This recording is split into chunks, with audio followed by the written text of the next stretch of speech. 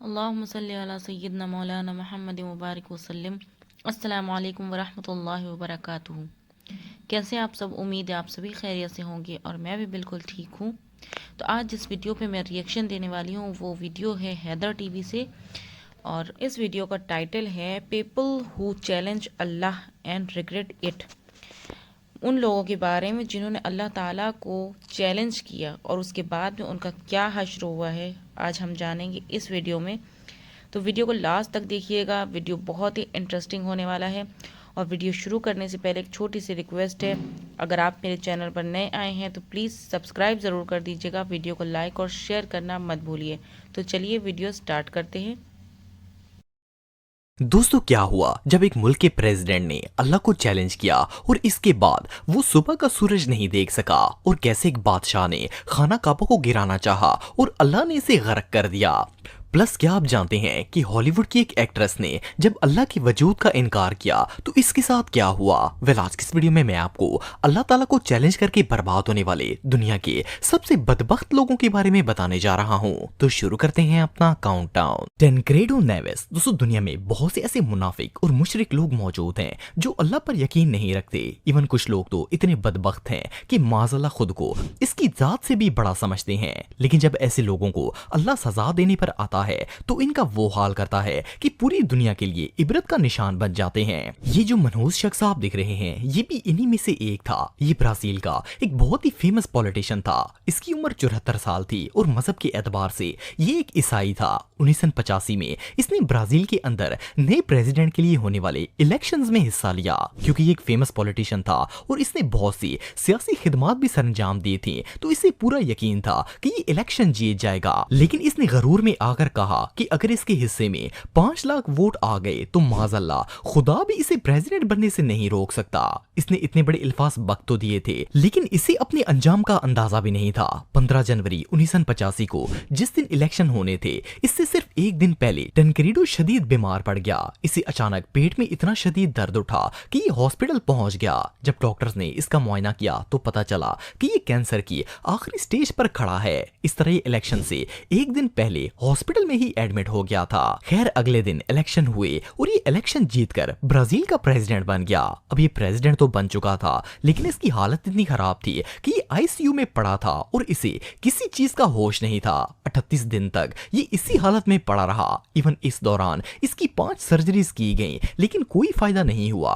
आखिरकार 21 अप्रैल 1985 को हॉस्पिटल में ही इसकी डेथ हो गई। इस बदबख्त ने अल्लाह को चैलेंज किया और अल्लाह ने इसे ऐसा इबरतनाक अंजाम दिया जो पूरी दुनिया के लिए मिसाल बन गया। ये प्रेसिडेंट तो बन गया, लेकिन अल्लाह ने इसे इतनी तौफीक नहीं दी कि ये अपना ओहदा संभाल सके। वेल, अब बंदा अल्लाह को चैलेंज करेगा तो रिजल्ट तो भयानक ही होगा। मर्लिन मोरे। दोस्तों, मर्लिन एक फिल्म स्टार और सिंगर थी। ये 1 जून 1926 को लॉस एंजलिस में पैदा हुई थी। जब ये छोटी सी थी तो इसके पेरेंट्स की एक एक्सीडेंट में डेथ हो गई थी और इसे यतीम खाने भेज दिया गया। इसने अपना बचपन ऑर्फन एज में ही गुजारा था और वहां रहकर ही अपनी स्टडी कंप्लीट की। 1945 में जब वर्ल्ड वॉर 2 चल रही थी, उस वक्त मर्लिन एक फैक्ट्री में काम करती थी। तब इसकी मुलाकात एक फोटोग्राफर से हुई। इसे मॉडलिंग का शौक था और इस फोटोग्राफर ने इसे मॉडलिंग की ऑफर दी।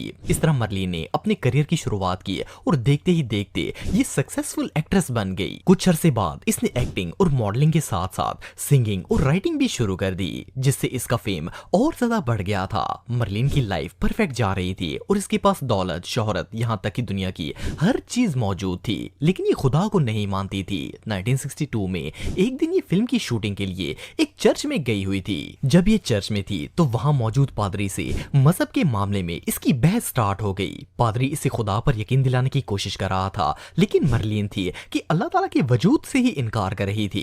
खैर, आखिर इसे शदीद गुस्सा आ गया और इसने कहा कि मुझे खुदा की कोई जरूरत नहीं है। इस बदबख्त औरत ने ये अल्फाज कह तो दिए थे, लेकिन इसे पता नहीं था कि इसके साथ क्या होने वाला है। वेल, इस वाकये के ठीक 1 हफ्ते के बाद अचानक इसकी डेथ हो गई। ये रात को अपने घर में सोई हुई थी तो सुबह इसके नौकरों ने इसकी लाश देखी। डॉक्टर्स के मुताबिक मर्लिन ने खुदकुशी तलाशी की थी। इसने सडक्टिव ड्रग की 3-4 बोतलें पी ली थी, जिसकी वजह से इसकी मौत वाक़या हो गई। इतनी ज्यादा दौलत और शोहरत होने के बावजूद भी अचानक ये मुसलसल स्ट्रेस और डिप्रेशन का शिकार हो गई और इसे समझ ही नहीं आ रही थी कि इसे क्या हो गया है। आखिरकार जिंदगी से तंग आकर आखिर इसने खुदकुशी कर ली थी, लेकिन असल में ये इस बदकिस्मत औरत के अपने किए का नतीजा था। इसने अल्लाह के वजूद को मानने से इनकार किया और अल्लाह ने इसे ऐसी इबरतनाक सजा दी कि इसने अपने ही हाथों से अपने आप को कत्ल कर दिया।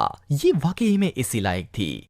यूरी गगरिन। दोस्तों वैसे तो दुनिया में इस्लाम के अलावा और बहुत सारे मजहब हैं और इनका यही मानना है कि कोई ना कोई हस्ती है जो इस दुनिया को चला रही है। इसके बावजूद दुनिया में काफी ऐसे लोग हैं जो अल्लाह की जात पर यकीन नहीं रखते और इनका मानना है कि दुनिया में कोई खुदा नहीं है। यूरी भी ऐसी ही सोच रखने वाला एक शख्स था। ये 1934 में रशिया के अंदर पैदा हुआ। कहने को तो ये क्रिश्चियन फैमिली से ताल्लुक रखता था, लेकिन इसने कभी भी खुदा पर एतमाद नहीं किया। 1958 में जब सोवियत यूनियन और यूएस के दरमियान कोल्ड वार चल रही थी, उस वक्त ये सोवियत एस्ट्रोनॉट बना और इसने स्पेस में जाने की तैयारी शुरू कर दी। इससे पहले कभी कोई रशियन एस्ट्रोनॉट स्पेस में नहीं गया था। यूरी खला में जाने वाला पहला रशियन एस्ट्रोनॉट था।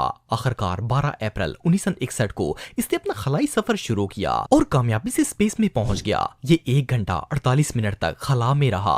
वैसे तो स्पेस में जाकर इसने काफी सारी ऑब्जर्वेशंस की, लेकिन इसकी तबाही वहां से शुरू हुई जब इसने अर्थ स्टेशन पर कन्वर्सेशन के दौरान शोखियां मारते हुए कहा कि मैं स्पेस में आया तो हूं, लेकिन माज़अल्लाह ऊपर कोई खुदा नजर नहीं आ रहा, और हंसना स्टार्ट कर दिया। इसने ये अल्फाज मुंह से बक तो दिए थे, लेकिन ये नहीं जानता था कि इसका क्या अंजाम होने वाला है। खैर ये अपने मिशन से सही सलामत वापस आ गया और इस वक्त के सोवियत लीडर से मिलने के लिए चला गया। इस मुलाकात के दौरान सोवियत लीडर ने यूरी से सवाल किया कि जब वो स्पेस में गया तो इसे क्या चीज नजर आई, तो यूरी ने मजाक उड़ाते हुए कहा कि मुझे ऊपर जाकर खुदा नजर आ गया था, और साथ ही ऊंची आवाज में हंसना स्टार्ट हो गया। इवन मिशन से आने के बाद एक जर्नलिस्ट ने इंटरव्यू के दौरान इससे पूछा कि वो स्पेस में जाने से पहले किससे अपनी सलामती की दुआ मांग रहा था, तो इसने जवाब दिया कि मैं किसी खुदा को नहीं मानता और ना ही किसी की इबादत करता हूँ। फिर अल्लाह की करनी ऐसी हुई कि इस इंटरव्यू के बाद ये अपने जेट पर एक पायलट को ट्रेनिंग दे रहा था। ट्रेनिंग के दौरान अचानक इसका प्लेन क्रैश हो गया और ये जलकर राख बन गया। हालांकि एक छोटी सी फ्लाइट थी और जेट में किसी किस्म की कोई खराबी नहीं थी, फिर भी ये बुरी तरह क्रैश हो गया और इसकी मौत हो गई। इवन इसकी लाश इतनी खराब हालत में थी कि इसे देखकर ही खौफ आता था। बहरहाल जब बंदा अल्लाह ताला से ही मजाक करना शुरू कर देगा तो रिजल्ट तो ऐसा ही होगा। अब्राहा 571 सदी ईस्वी में यमन की सल्तनत पर एक जालिम बादशाह हुकूमत करता था। इसका नाम अब्राहा था। इसने यमन में अपने नाम का एक गिरजा घर बनाया और ये चाहता था कि यमन में रहने वाले तमाम मुसलमान मक्का को छोड़ के इसके गिरजा घर में इबादत करें। ये मनहूस शख्स अपने आप को खुदा कहता था और लोगों से कहता था कि वो इसकी इबादत करें, लेकिन जब मुसलमानों ने इसके खिलाफ बगावत की तो ये इंतहाई तैश में आ गया। इसने मुसलमानों को चैलेंज किया कि ये माज़अल्लाह खाना काबा को गिरा देगा। चुनाचा ये अपनी फौज की एक बड़ी तादाद लेकर मक्का मुकरमा पहुंच गया ताकि खाना काबा को गिरा सके। इस बड़े लश्कर में सिर्फ सिपाही ही नहीं बल्कि हजारों की तादाद में हाथी, घोड़े और हथियार भी मौजूद थे, जबकि इसके मुकाबले में मुसलमानों की तादाद बहुत ही कम थी और इनके पास कोई जंग का सामान भी मौजूद नहीं था। लेकिन जैसे ही अब्राहा अपनी फौज को लेकर बैतुल्ला के नजदीक पहुंचा तो अचानक आसमान में परिंदों की एक बहुत बड़ी फौज नमूदार हो गई। इन परिंदों ने आसमान पर आते ही खाना काबा का तवाफ करना शुरू कर दिया। ये अल्लाह का मौजज़ा था कि इसने अपने हरम की हिफाजत के लिए परिंदों का एक बहुत बड़ा झुंड भेज दिया। अब्राहा के हाथियों और घोड़ों ने जैसे ही इन परिंदों के लश्कर को देखा तो वो बौखला गए और इधर उधर भागना शुरू हो गए। इन हाथियों और घोड़ों पर अब्राहा के जो सिपाही सवार थे वो इनके यकायक भागने से न सिर्फ जमीन पर गिर गए बल्कि इन्हीं हाथियों और घोड़ों के पांव के नीचे आकर मरना भी स्टार्ट हो गए। इन परिंदों ने अल्लाह के हुक्म से अब्राहा और इनके सिपाहियों पर पत्थर बरसाना शुरू कर दिए। इवन इन छोटे छोटे परिंदों ने इस बादशाह समेत इस पूरी फौज को आसमान से पत्थर मार मार कर हलाक कर दिया। इस वाक़े के हवाले से कुरान मजीद में एक सूरा भी नाज़िल की गई है जिसका नाम सूरे खेल है। इस बादशाह ने अल्लाह ताला को चैलेंज किया और छोटे छोटे परिंदों ने इसे गर्क कर दिया। बेशक अल्लाह ताला हर चीज पर कादर है। तो दोस्तों आज के लिए बस इतना ही। उम्मीद आपको वीडियो पसंद आई होगी। अगर आप मुझे इंस्टाग्राम पे फॉलो करना चाहते हैं तो दी हैदर टीवी पे आप मुझे फॉलो कर सकते हैं।